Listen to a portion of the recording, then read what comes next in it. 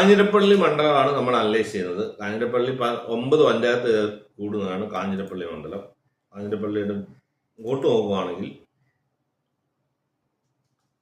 കാഞ്ഞിരപ്പള്ളിയിലെ ടൈറ്റാണ്. LDF UDF NDAയും അത്യാവശ്യം വോട്ടുണ്ട്. 49,000 vote LDFിനുള്ളപ്പം 47,000 വോട്ടാണ് UDFിനുള്ളത്. അതിൽ തന്നെ NDA 28,000 വോട്ട്, 20% വോട്ടുണ്ട്. മറ്റുള്ളവർക്ക് 10%, 14,000 വോട്ടുണ്ട്. മെമ്പർമാരെ നോക്കി UDFിന് 67 മെമ്പർമാരുണ്ട്, LDFിന് 63 ഉണ്ട്, NDA 19, അതേഴ്സ് 9. ഇത് നോക്കുമ്പോൾ വോട്ടിൽ ചെറിയൊരു മാർജിൻ UDF കുറയിലാണെങ്കിലും മെമ്പർമാർ UDF ഫ്രണ്ടിലാണ്. അത് ശ്രദ്ധിക്കേണ്ട ഒരു കാര്യമാണ്.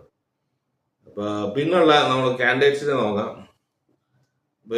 ഇപ്പം N Jayarajan Congress Mani group LDFിന്റെ സിറ്റിംഗ് സീറ്റാണ്. N ജയരാജനാണ് അവിടെ മത്സരിക്കുന്നത്. UDF റോണി കെ ബേബിയെ, BJP കേന്ദ്രമന്ത്രി ജോർജ് കുര്യനെയാണ് അവിടെ മത്സരിക്കുന്നത്.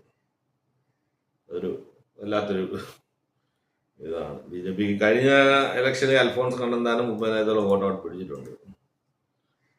അപ്പൊ എന്തായാലും 30,000 വോട്ട് ലോക്കൽ ബോഡി. ഞാൻ അൽഫോൺസ് കണ്ണന്താനം 30,000 വോട്ടോളം പിടിച്ചു. ഈ ലോക്കൽ ബോഡിയിൽ 30,000, 28,000 വോട്ടോളം ഉണ്ട്. എപ്പോഴും BJPക്ക് ഒരു 4,000, 5,000 വോട്ട് മണ്ഡലത്തിലെ ഈ ലോക്കൽ ബോഡിയിൽ കുറവായിരിക്കും, കാരണം മത്സരിക്കാൻ ആളില്ലാത്തതുകൊണ്ട്. അപ്പം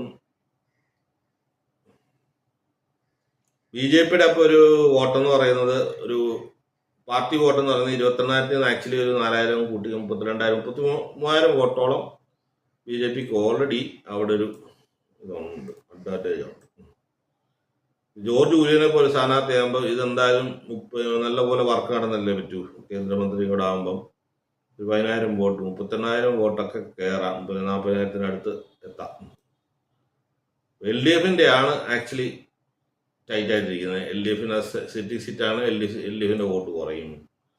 അതുകൊണ്ട് UDFിന്റെ ഈ ജോർജ് കുര്യൻ പിടിക്കുന്ന വോട്ടും UDFിന്റെ ആയിരിക്കും. അതൊരു സത്യം പറഞ്ഞാൽ ശക്തമായ ത്രികോണ മത്സരമായ ഒരു മണ്ഡലമാണ് കാഞ്ഞിരപ്പള്ളി.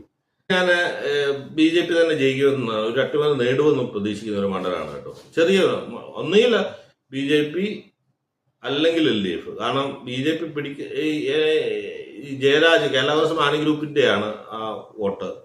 ഈ CPMനെ പോലെ അധികം ഒരു ഭരണവിരുദ്ധത മാണി ഗ്രൂപ്പ് ഘടകകക്ഷികൾക്ക് അത്രയില്ല.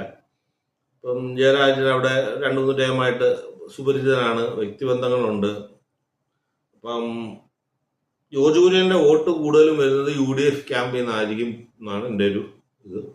അതുകൊണ്ട് സ്ലൈറ്റ്ലി BJP അവിടെ ജയിക്കാം, ഇല്ലെങ്കിൽ രണ്ടാമത് LDF ഒന്നാമതും BJP രണ്ടാമതാകും. പക്ഷെ എന്നാലും എൻ്റെ ഒരു അനാലിസിസിൽ അവിടെ ഒരു അട്ടിമറി വിജയം, കേന്ദ്രമന്ത്രി അത്രയും പ്രചാരണം അവിടെ നടക്കുന്നത് കൊണ്ട് BJPക്ക് ഞാൻ അപ്പർ ഹാൻഡ് കാഞ്ഞിരപ്പള്ളി കാണുന്നു. BJP കാഞ്ഞിരപ്പള്ളി പിടിക്കുമെന്നാണ് എൻ്റെ വിശ്വാസം.